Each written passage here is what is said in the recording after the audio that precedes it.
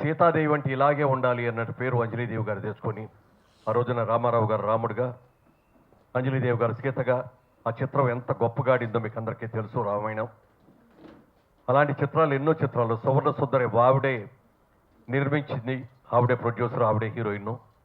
అది తెలుగు, తమిళ్, హిందీ అనేక భాషల్లో పునర్నిర్మాణం కూడా జరిగింది. ఆవిడికి కొన్ని అవార్డులు కూడా వచ్చినాయి. రాజా హరిశ్చంద్ర చిత్రంలో 1936లో ఒక చిన్న పాత్రతో ఆవిడ పరిచయం అయ్యారు. ఆ తర్వాత కష్టజీవిలో నాయికగా నటించారు. లవకుశలో సీత్రపాతకు బాగా పేరు తెచ్చుకున్నారు. సువర్ణ సుందరి, అనార్కిలిలో ఆమె నటన మన్నన పొందింది.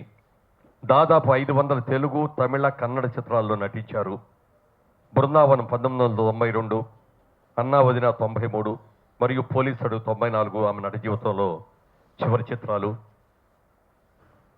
అలాగే ఆవిడకి అందిన పురస్కారాలు కూడా ప్రభుత్వ పరంగా పెద్ద పురస్కారాలు రాకపోయినప్పటికీ ఆవిడకి గుర్తింపు, మరి మహానటి అయినా కూడా ఆవిడకు భారత ప్రభుత్వం ఆవిడని గుర్తించి పద్మశ్రీలో, పద్మవిభూషణలో ఇవ్వకపోయినా ఉత్తమ నటికి తెలుగు అవార్డు, ఫిల్మ్ఫేర్ అవార్డ్స్ మాత్రం అనార్కలి సినిమాకి 1955లో, ఉత్తమ నటి తెలుగు సువర్ణ సోదరి 57లో, ఉత్తమ నటిగా చెంచులక్ష్మి 58లో, ఉత్తమ నటిగా తెలుగు జయభైరి 1959లో ఆవిడ అవార్డులు అందుకున్నారు. అలాగే నాగార్జున యూనివర్సిటీ నుంచి గౌరవ డాక్టరేట్ కూడా అందుకోవడం జరిగింది. 2005 సంవత్సరంలో రఘుపతి వెంకయ్య అవార్డు వారికి ఇవ్వడం జరిగింది.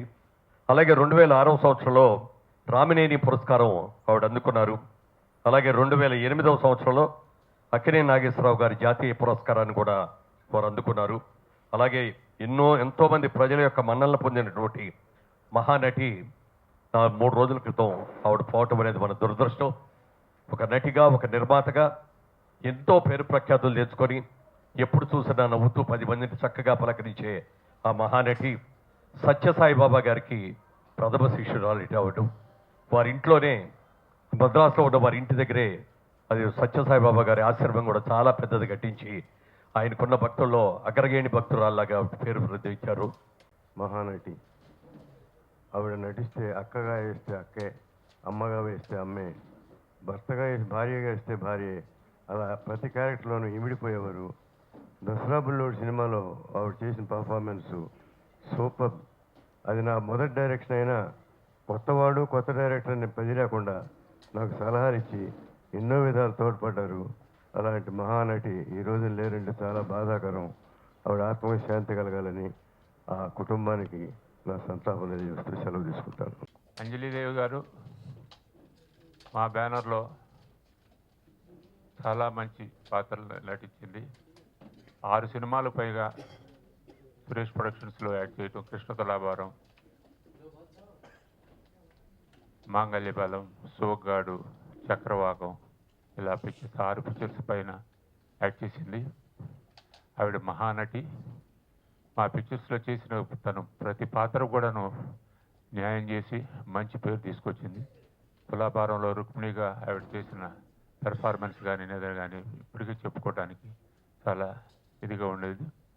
అలాంటి ఆవిడ ప్రొడ్యూసర్గాను చాలా పిక్చర్లు తీశారు. ఆదినారాయణరావు గారు ఆవిడ భర్త, మ్యూజిక్ డైరెక్టర్ గారు, వారిద్దరు కూడాను మాకు చాలా బాగా సన్నిహితంగా ఉండేవారు. ఆదినారాయణరావు గారు చనిపోయిన తర్వాత కూడా ఆవిడ సినిమాలు తీస్తుండేది. ఒక స్టేజ్లో ఆవిడ పిక్చర్స్ కొంచెం ఫెయిల్యూర్ వచ్చి చాలా ఫైనాన్షియల్గా కూడా చాలా ఇబ్బందులు పడితే అప్పుడు ఏం చేయాలనే ఆలోచన ఉంటే అప్పుడు సతీ సావిత్రి అనే పిక్చర్ తీశారు. ఆ పిక్చరు పెద్ద హిట్ కావటం, మళ్ళీ ఆవిడ సినీ ఫీల్డ్లో చక్కగా అలా సక్సెస్ అయిపోయి చాలా ఇదైంది. ఈరోజు వరకు కూడా సాయిబాబా గారి భక్తురాలు ఆవిడ. అక్కడ వారి ఇంటి దగ్గర కూడా చాలా పూజలు జరుగుతుండేవి.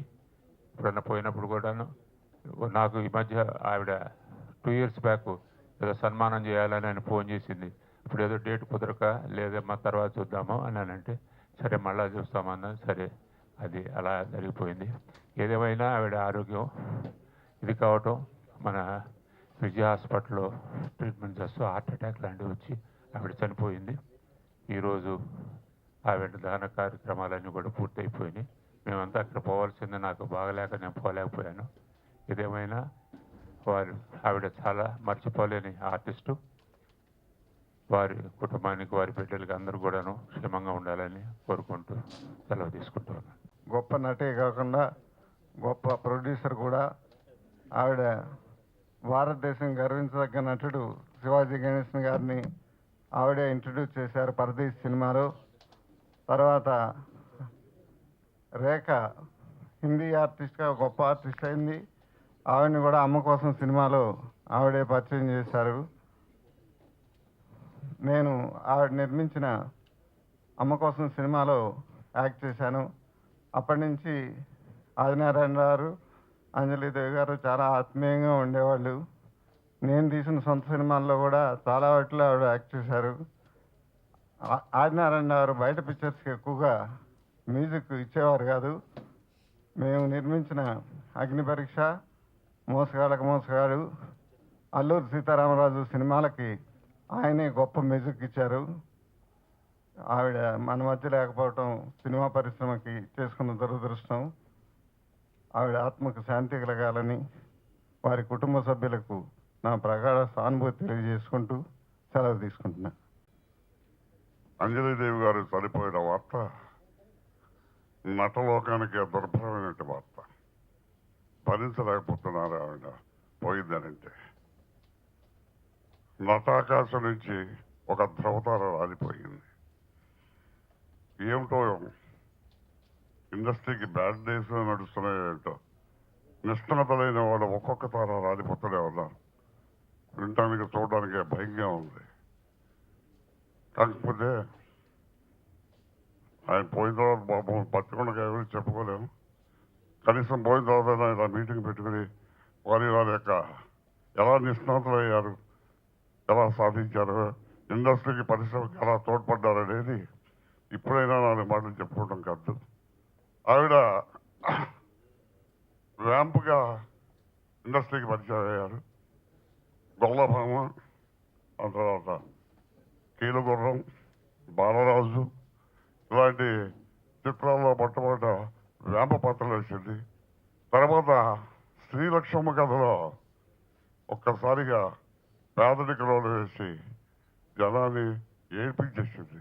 అక్కడి నుంచి ఆవిడ ఎంత వెర్సటాలిటీ ఉందో ఆవిడలో గ్రహించారు. తర్వాత ఎన్నో పౌరాణికాలు, జానపదాలు, సోషల్స్లో ఎన్ని క్యారెక్టర్లు వేసిందో. ఆవిడ చెయ్యని రసం అంటూ లేదు, ఆవిడ చెయ్యలేని పాత్ర అంటూ లేదు. అందరి మనంలో పొంది అన్ని లాంగ్వేజెస్లో యాక్ట్ చేసి అందరికీ కూడా మహానటి అనిపించుకుంది. ఎప్పుడు కళకళలాడుతూ నవ్వుతూ నవ్విస్తూ చక్కగా పలకరించేది ఆప్యాయతగా. నాకు బాగా నాకు మదర్గానే వేసింది, నా పక్కన భార్యగానే వేసింది. ఎంతో గడివిడిగా ఎంతో ఇదిగా ఉండేవాళ్ళు. అలాంటి తార జనవాడు ఏదో ఒక రోజు గిట్టక మానదు. అందుచేత ఆవిడ టైం అయిపోయింది. ఆవిడ చేయాల్సిన సేవలనే చేసింది. తర్వాత సంసార జీవితం కూడా చాలా బాగా అనిపించిందని చెప్పాలి. అనుకూలమైన భర్త, గ్రేట్ మ్యూజిక్ డైరెక్టర్ రాజారావు గారు భర్త గారు, 2 కొడుకులు ఉన్నారు. అమెరికాలో డాక్టర్ గారు బాగా సెటిల్ అయ్యారు. మరి పిక్చర్లు బాగా తీసింది. పెద్ద ప్రొడ్యూసర్ అనిపించుకుంది, పెద్ద ఆర్టిస్ట్ అనిపించుకున్నారు. సో సంసార జీవితం కూడా కళారంగంలో ఎంత పేరు తెచ్చుకున్నా సంసారికి కూడా అంతా హాయిగా అనిపించిన మనిషి. కాకపోతే ఒకటే, ఈ ఇండస్ట్రీకి ఇంతకాలం ఒక ఫార్ములో ఉంటూ ఇండస్ట్రీకి సేవ చేసేంత ఫార్ములో ఉండటం కూడా చాలా కష్టం. ఇలా కొద్దిమంది జమున గారు లాంటి వాళ్ళు, అనిల్ దేవ్ గారు లాంటి వాళ్ళు తప్ప అంత ఫార్ములా ఉండి ఇండస్ట్రీకి సేవ చేయడం అంటే ఆడవాళ్ళ పుస్తకాలు బాడీ వచ్చేదిగా కబాల్ని ఎక్కువ పిక్చర్లో పనిచేయలేరు. మా ప్రియతమ అమ్మ, కన్న తల్లి లాంటి అమ్మ అంజలిదేవి గారు మన మధ్య లేరు అనుకుంటే చాలా లేడీస్ కాబట్టి మాకు ఎక్కువగా దుఃఖం వస్తుంది. ఆమె ఒక్క మహానటే కాకుండా చిన్ననాడు మా అందరికీ, నేను చిన్నప్పుడు గొల్లభామ చూశాను, కీలుగుర్రం చూశాను. ఇండైరెక్ట్గా చెప్పాలి అంటే కీలుగుర్రం గొల్లభామలో ఆమె నటించినటువంటి డాన్సులు చూసి కీలుగొర్రల్లో లల్లల్లల్లా అంటూ ఆమె నడుము తిప్పి పాట పాడడం, అది నేను ఇంటికి వచ్చి నటించేదాన్ని, నడుము తిప్పుతూ ఆమె చేసినట్టు చేసేదాన్ని. అంటే ఒక విధంగా చిన్ననాడే నాకు తెలియకుండానే ఆమె నాకు గుర్తుల్యులు అయ్యారు, ఒక ఇన్స్పిరేషన్ ఇచ్చారు. అటువంటి నటీమణి ఇందాక సత్యనారాయణ గారు చెప్పినట్టుగా అనేక వ్యాంప పాత్రలు వేసిన తర్వాత లక్ష్మమ్మ కథలో ఆవిడ అద్భుతంగా ఒక మహానటి ఎలా చేయగలదో నిరూపించుకున్నారు. ముఖ్యంగా నేను ఇక్కడికి వచ్చి 40 ఏళ్ళు పైన అయిపోయింది. వాళ్ళంతా చాలామంది మద్రాసులో సెటిల్ అయిపోయారు. కానీ మా అమ్మకి నాకు ప్రత్యేకంగా ఒక అనుబంధం ఏమిటి అంటే, మెడ్రాస్ వెళ్ళినప్పుడు అంతా ఒక రౌండ్ అందరినీ చూసి రావడం. మా గీతాంజలి తీసుకెళ్ళింది యశ్వరలక్ష్మి, జీవలక్ష్మి, భానుమతి గారు, అంజలి గారు. అంజలి గారు ఏంటి అంటే కేవలం చెన్నైలోనే కాకుండా భగవాన్ శ్రీ సత్యసాయిబాబా వారి సన్నిధానంలో ప్రతి పండక్కి కూడా మేమందరం ఆమె ఇంట్లోకి వెళ్ళడం, అక్కడ భోజనం చేయడం, ఆమె చిన్ననాటి అనుభవాలు చెప్పడం. నేను మా అమ్మని అమ్మ అని పిలిస్తే ఎరా గీత అని పిలిచి ఎంతో ఆప్యాయత చూపించేవారు. నేను సీతారాం కళ్యాణం యాక్ట్ చేస్తున్నప్పుడు అమ్మ వచ్చి నన్ను ఎంతో ఆశీర్వదించారు. ఆ ఆశీర్వచనమే ఇవాళ వరకు సినీ పరిశ్రమలో నేను ఉండగలుగుతున్నాను. ఆమె 11-12 రోజుల ముందు అమ్మతో ఫోన్లో మాట్లాడాను. అమ్మ ఫోన్ లైన్లోకి వచ్చారు 9 గంటలప్పుడు. ఏమ్మా గీత ఎలా ఉన్నారా అని అడిగి, ఏంట్రా నవ్వుతూ ఎంత ఆనందంగా ఉన్నారో నేను చెప్పలేను. ఏమిట్రా రోజులు, ఆ సినిమాలు, ఎప్పుడు వస్తున్నావు మెడ్రాస్, నువ్వు వస్తే నన్ను చూసి వెళ్ళాలి, నేను చూడాలని ఉందిరా అని ఎంతో ఆప్యాయంగా మాట్లాడారు. వస్తానమ్మా, మిమ్మల్ని చూడకుండా ఎట్లుంటాను, ఇప్పుడు మీకోసమన్నా వస్తానమ్మా అని చెప్పాను. నేను ఎంతో ఆనందంగా ఉండే మనిషి. ఒక 1 వీక్ 11-12 రోజుల్లో సడన్గా అమ్మ చనిపోయారనగానే నేను షాక్ అయిపోయాను. మా తల్లి కూతురుగా చాలా చిత్రాల్లో చేశాను. ఆమె కూతురుగా నేను ఎప్పుడు మా గీత నవ్వుతూ ఉంటుంది. అది మీ యొక్క చలవమ్మ, మీ ఆశీర్వచనం వల్లే ఎప్పుడు నవ్వుతూ ఉంటానమ్మా, నేను మిమ్మల్ని చూసి నేర్చుకున్నదమ్మా అని చెప్పేదాన్ని. యువకరా ఆ పాట చూస్తుంటేనే సువర్ణ సుందరి.